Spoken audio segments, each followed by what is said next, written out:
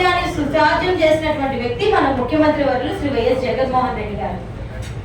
ఈ ఇంటి వద్దకే ప్రభుత్వ పరిపాలన అనేది మాటల్లో ఎంతో మంది గతంలో నాయకులు చాలా మంది చెప్పారు, కానీ మాటల్లో చెప్పినది చేతల్లో చూపించలేదు. మాట తప్పను మడమ తిప్పనని ఏదైతే మాట ఇచ్చారో దాని ప్రకారమే ఈ సుపరిపాలన చేసినటువంటి వ్యక్తి మన ముఖ్యమంత్రి వర్యులు. ముఖ్యంగా ఇందులో వాలంటీర్ వ్యవస్థ గురించి ఈ రోజు ప్రతిపక్షంలో ఉన్నటువంటి మరి చంద్రబాబు నాయుడు కానివ్వండి, కొత్తగా పుట్టుకొస్తున్నటువంటి చిన్న చిన్న పార్టీలు, సినిమా హీరోలు, లేదా పవన్ కళ్యాణ్, వీళ్ళేమంటున్నారంటే ఈ వాలంటీర్ వ్యవస్థ మీద బురద జల్ల ప్రయత్నం చేస్తున్నారు. మొదటి నుంచి కూడా ఎంతో బ్రహ్మాండంగా జరుగుతున్నటువంటి ఈ వాలంటీర్ వ్యవస్థ, ఈ వాలంటీర్స్ అనే వాళ్ళంతా కూడా చూసుకుంటే దాదాపుగా యువతులే. అంటే ఒక యువతికి ఉపాధి కల్పన కల్పించిన ఒక సపోర్ట్ చేశాం. మరి ముఖ్యంగా మానవ సేవే మాధవ సేవ అన్నారు. అంటే ఒక మనిషికి మనం కనుక సహాయం చేయగలిగితే ఆ భగవంతుడికి సహాయం చేసినట్టుగానే మన పెద్దలు చెప్తా ఉంటారు. అదే తీరులో మన పరిపాలన, ఆంధ్ర రాష్ట్ర పరిపాలన కూడా చూసినట్లయితే ఎవరికైతే అవసరంలో ఉన్నారో, మరి ముఖ్యంగా బడుగు బలహీన వర్గాల వారికి, ఎస్సీ ఎస్టీ బీసీ మైనారిటీస్ కి ఎవరికైతే ఆర్థిక సహాయము రాజకీయంగా ఆర్థికంగా మరి చేయూతనిస్తూ ఈ రోజు మరి ముఖ్యంగా మహిళలు, ముఖ్యంగా ముఖ్యమంత్రి గారిని ఎప్పుడు అంటారు మహిళా పక్షపాతి అని అందరూ అంటున్నారు. నిజమే, ఆయన మహిళా పక్షపాతియే. ఏదైతే డాక్టర్ బిఆర్ అంబేద్కర్ గారు ఎప్పుడు చెప్తా ఉంటారు, ఒక రాష్ట్రం అభివృద్ధి చెందింది అని ఎలా కొలమానం తీసుకోవాలంటే ఆ రాష్ట్రంలో ఉన్నటువంటి మహిళలు ఆర్థికంగా సామాజికంగా న్యాయం జరిగితే ఆ న్యాయాన్ని బట్టి ఒక కొలమానికంగా ఆ రాష్ట్రం అభివృద్ధి చెందింది అని పరిగణనలోకి తీసుకోగలమని డాక్టర్ బిఆర్ అంబేద్కర్ గారు చెప్పారు. అదే మార్గంలో నడుస్తున్నటువంటి వ్యక్తి మన జగనన్న. అదే విధంగా ఆ బాటలోనే రాష్ట్రం అభివృద్ధి, చాలా మంది ఆంధ్ర రాష్ట్రం డెవలప్మెంట్ గురించి మాట్లాడుతున్నారు. ఈ మాట్లాడే ప్రతిపక్ష పార్టీ నాయకులను నేను అడుగుతున్నాను, ఆ డెవలప్మెంట్ మీరు ఏ కొలమానంగా చూస్తున్నారు? ఓన్లీ రోడ్ల విషయంలోనే కొలమానంగా చూస్తున్నారా, లేకపోతే ఆంధ్ర రాష్ట్ర అభివృద్ధి కొలమానం ఎక్కడ చూడాలని అన్నారు? మహిళలు ఆర్థికంగా సామాజికంగా రాజకీయంగా న్యాయం జరిగినప్పుడు మాత్రమే వాళ్ళ ఎదుగుదల గ్రాఫ్ చూసుకుంటే దాన్ని బట్టి రాష్ట్రం కూడా అభివృద్ధిలో నడుస్తుంది అని ఒక కొలమానంగా తీసుకోవాలి.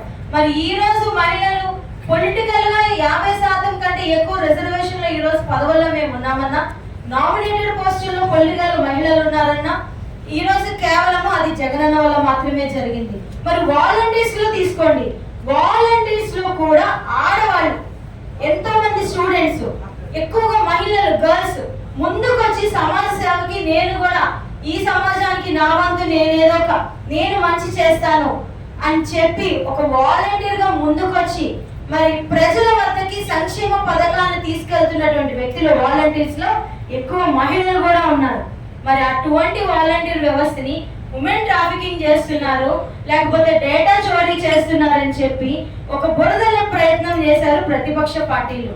మరి బురద జల్లే ప్రయత్నం అప్పుడు ముందు అసలు వాలంటీర్ వ్యవస్థ చేస్తున్నటువంటి సేవలు వాళ్ళు ఖచ్చితంగా తెలుసుకోవాలి.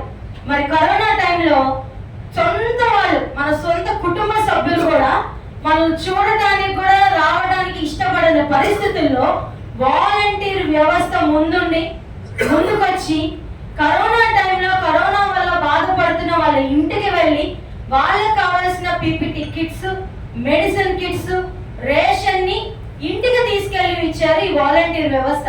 మరి సొంత వాళ్ళే కాదనుకున్న టైంలో పని చేసిన వ్యవస్థ వాలంటీర్ వ్యవస్థ.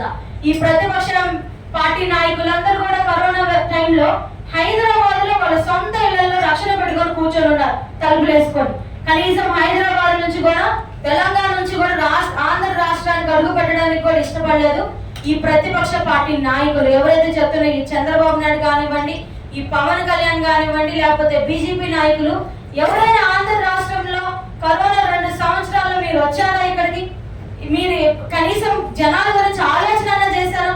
మీరు మీ కుటుంబాల గురించి ఆలోచన చేసుకోవడం సరిపోయింది. కానీ ఆ రోజు కరోనా టైంలో ఆలోచన చేసిన మొదటి వ్యక్తి జగనన్న. జగనన్నతో పాటు వైఎస్ఆర్సీపీ పార్టీలో ఉన్నటువంటి ప్రజా నాయకులు అందరితో పాటు వాలంటీర్ వ్యవస్థ మేమున్నాము, ఈ కరోనాకి ఎవరు భయపడద్దు, సహాయం చేయడానికి మేమున్నామని చెప్పి మా అందరితో నడిచి అడుగు వేసిన వ్యవస్థ వాలంటీర్ వ్యవస్థ. మాతో పాటు నడిచి ఇంటికి వచ్చి మరి కావలసిన పీపీటీ కిట్స్, కరోనా టెస్టులు దగ్గరుండి, నేను ఆ రోజు కార్పొరేట్ సంస్థలు హాస్పిటల్స్ లో కూడా బెడ్స్ ని అరేంజ్ చేసిన మనకి ప్రభుత్వము, మన వైఎస్ఆర్సీపీ ప్రభుత్వము. సాధారణమైన ప్రజలకి కరోనా టైంలో గవర్నమెంట్ హాస్పిటల్లో బెడ్ దొరికింది, రెమ్డెసివిర్ ఇంజెక్షన్ దొరికింది. కానీ గొప్ప గొప్ప వాళ్ళు, కొన్ని కోట్లు ఉన్న వాళ్ళు బెడ్ కోసం రికమెండేషన్ చేయించుకున్నారు మన గవర్నమెంట్ ప్రజానాయకుల ద్వారా. గొప్ప గొప్ప వాళ్ళు రెమ్డెసివిర్ ఇంజెక్షన్ ని బ్లాక్ లో కొనుక్కున్నారు వాళ్ళకి దొరకక.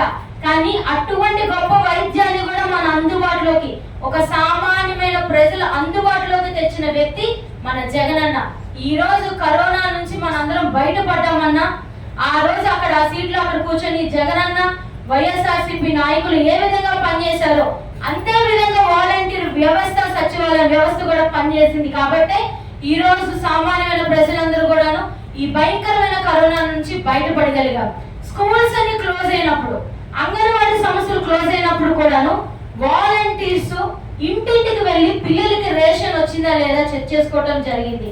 అంగన్వాడీ సంస్థలు క్లోజ్ అయితే సచివాలయానికి సంబంధించిన సిబ్బంది, ఉమెన్ పోలీస్ దగ్గర నుండి కూడాను ప్రతి అంగన్వాడీలో ఉన్న బిడ్డకి రేషన్ వెళ్ళిందా లేదా చెక్ చేసుకున్నది కూడా మన సచివాలయ వ్యవస్థ. ఇంత పారదర్శకంగా, అంటే ఒక మంచి చేసినటువంటి వ్యవస్థని, వాలంటీర్ వ్యవస్థని వీళ్ళందరూ కూడా ఈ విధంగా, ఈ ముఖ్యంగా ఎండాకాలం, భయంకరంగా ఉన్నటువంటి ఎండాకాలంలో ఏదైతే 1వ తారీఖు తెల్లవారుజాము 5 గంటలకి నా వార్డులో